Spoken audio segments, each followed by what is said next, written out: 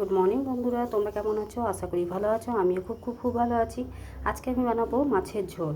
আজকে মাছের ঝোল বানাবো একদম অন্যরকম সবজি দিয়ে। তোমরা অনেক রকমের সবজি দিয়ে খেয়েছো, হয়তো ফুলকপি, পটল, আরও অন্যান্য সবজি দিয়ে ঝোল খেয়েছো, কিন্তু এই সবজি দিয়ে ঝোল খেয়েছো কিনা তোমরা অতি অবশ্যই কমেন্ট করে জানাবে। কে কে খেয়েছো অতি অবশ্যই কমেন্ট করে জানাবে। চলো বেশি কথা না বলে কী দিয়ে ঝোল হবে চলো বলে দিই। আজকে আমি বানাবো আলু আর কচু দিয়ে ঝোল। দেখো কচুগুলোকে 2 পিস করে নিয়েছি। বড় বড় যত কচু হবে তত টেস্ট হবে এই ঝোলটাতে।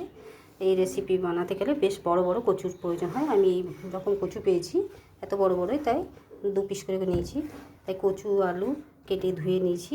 এখানে নিয়ে নিয়েছি জিরে গুঁড়ো, হলুদ, নুন, চিনি আর কাশ্মীরি লঙ্কার গুঁড়ো।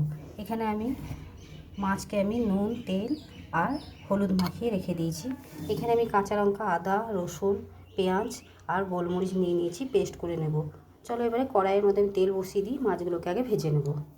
দেখো বন্ধুরা, কড়াইয়ে সর্ষের তেল দিলাম। আর সর্ষের তেলে এই রেসিপিটা বানাবে, খেতে খুব ভালো লাগবে। এই মাছের ঝোল কচু দিয়ে দারুণ লাগে। আর কিচ্ছু লাগবে না, মাছের ঝোল দিয়েই খাওয়া হয়ে যাবে। একবার অতি অবশ্যই আমি যেভাবে বানাচ্ছি তোমরাও অতি অবশ্যই এভাবে বানিয়ে খেয়ে দেখবে। আর কেমন লেগেছে অতি অবশ্যই জানাতে ভুলবে না কিন্তু। তেলটা গরম হতে হতে ততক্ষণ আমি মশলাটা পেস্ট করে নিয়ে চলে আসি। দেখো বন্ধুরা, তেলটা ভালো মতন গরম হয়ে গেছে। এবার আমি একে একে মাছগুলোকে কড়াইয়ের তেলের মধ্যে ছেড়ে দিয়ে লাল করে ভেজে তুলে নেব। দেখো বন্ধুরা, কড়াইয়ের তেলটা খুব ভালো মতন গরম হয়ে গেছে। মাছগুলোকে আমি ছেড়ে দিলাম। এবারে পিট পিট করে ভেজে নেব, লাল করে ভেজে নেব। মাছ লাল না করে ভাজলে ভালো লাগে না। এবারে এইভাবে আমি এপিট ওপিট করে ভালো করে ভেজে নেব, কড়া করে।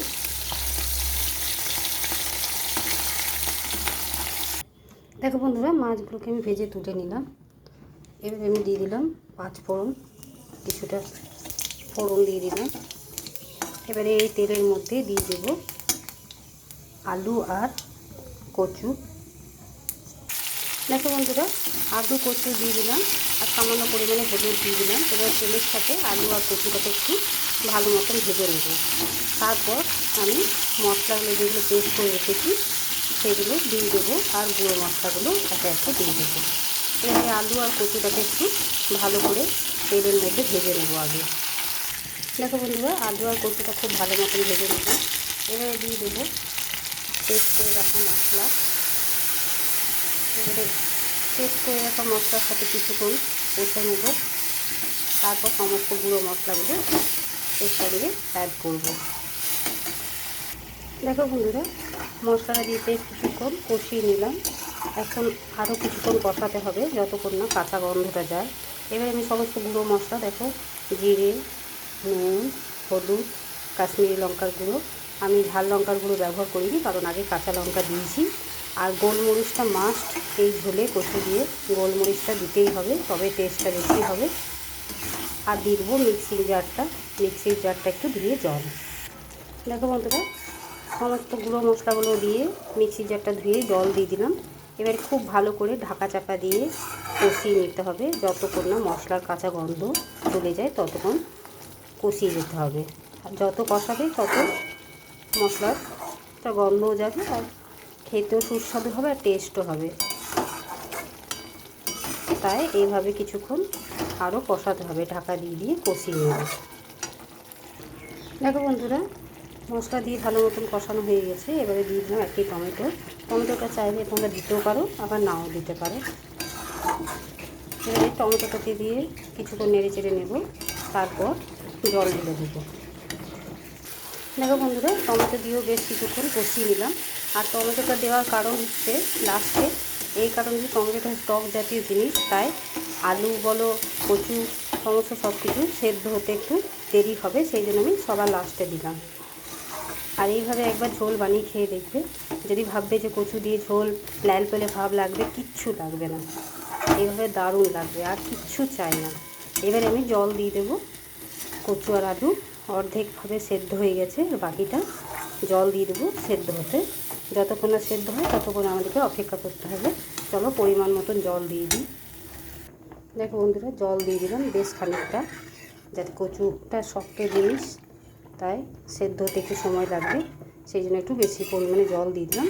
এবার সেদ্ধ হয়ে আসবে, তখন মাঝে মাঝে আমি দেখে নেব।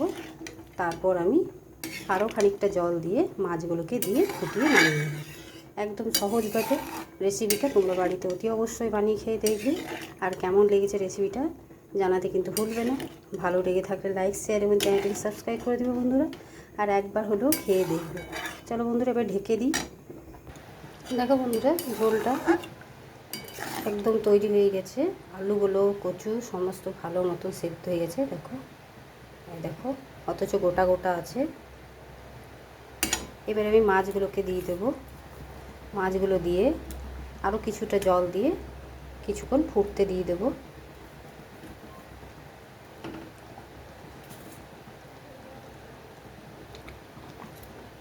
এবারে আমি আরও কিছুটা জল দিয়ে ফুটতে দিয়ে দেবো, দিয়ে নামিয়ে নেব।